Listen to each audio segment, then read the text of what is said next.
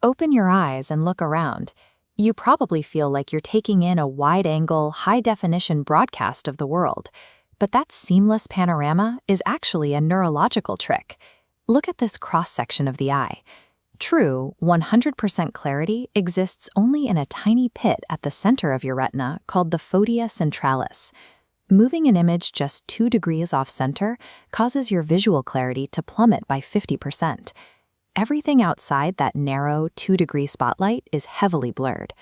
To give you the illusion of a full picture, your brain takes rapid snapshots from that tiny focal point and stitches the rest of the scene together from memory.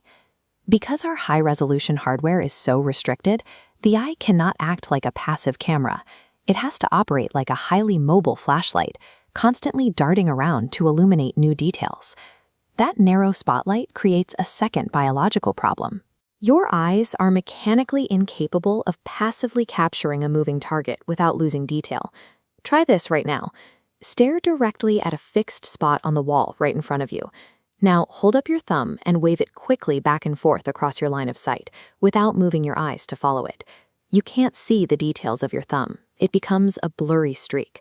We call this failure retinal slip. This gauge illustrates our strict velocity limit. If an untracked image slips across your retina faster than 5 degrees per second, your vision blurs completely.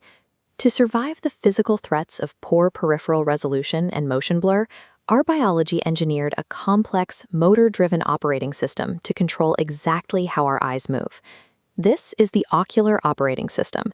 It splits our eye movements into 2 main categories. The first is gaze stabilization, or holding mode, which is designed to keep our eyes locked onto a target, even when our own bodies are in chaotic motion. Let's run a second test. Hold your thumb out again, but this time keep your eyes locked directly on it while you violently shake your head from side to side. Unlike the first test, your thumb remains perfectly sharp, thanks to the Vestibulo-Ocular Reflex, or VOR. Bypassing visual processing, the inner ear detects rapid head perturbations and fires direct signals to your extraocular muscles. This forces your eyes to counter-rotate, maintaining a locked gaze. While the ear-driven VOR handles fast, jerky movements, a separate network called the optokinetic system takes over to drag your eye along with slow, sustained background movement, like watching the scenery roll by from the window of a train. Together, these stabilization systems act as an organic Steadicam. They guarantee our visual anchor to the Earth's frame of reference, so we can run and walk without our sight blurring into chaos. But staying locked on one point isn't enough. When we need to abandon our current anchor and capture a new target, the brain switches to gaze redirection. Look at this saccadic scan path. When looking at a face, you do not smoothly glide your eyes. Instead, you execute rapid, ballistic jumps between stationary points of interest, snapping from an eye to the nose to the mouth. We call these jumps saccades. These jumps are so fast they trigger an extreme biological failsafe. Your brain actually suppresses visual processing during the jump itself. You're completely blind for up to 40 minutes a day just to prevent you from experiencing severe motion sickness.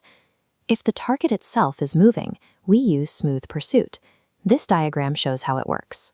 It is the only mechanism capable of fluid eye movement, and it tracks a moving object by exactly matching its velocity vector to keep it pinned to your fovea. Finally, there is vergence. When an object moves closer to your face or further away, your eyes physically rotate in opposite directions to triangulate the target and adjust for depth. These 3 redirection tools are our biological hunting mechanisms.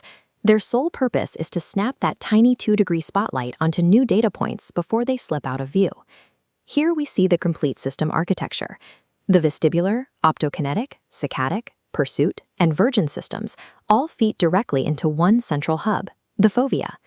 This table clears up the biggest misconception about human sight. Vision is not a continuous, passive reception of light. It is an aggressively active, constantly interrupted, motor-driven process. Every single reflex, every ballistic jump, and every tracking maneuver exists exclusively to feed that tiny cluster of photoreceptors at the back of your eye, fighting to keep the image stable. The seamless, stable reality we believe we are experiencing from moment to moment is an illusion. It is a construct meticulously maintained by some of the hardest working muscles in the human body. Seeing is a physical sport. To experience clarity, your body must constantly fight the limitations of its own hardware.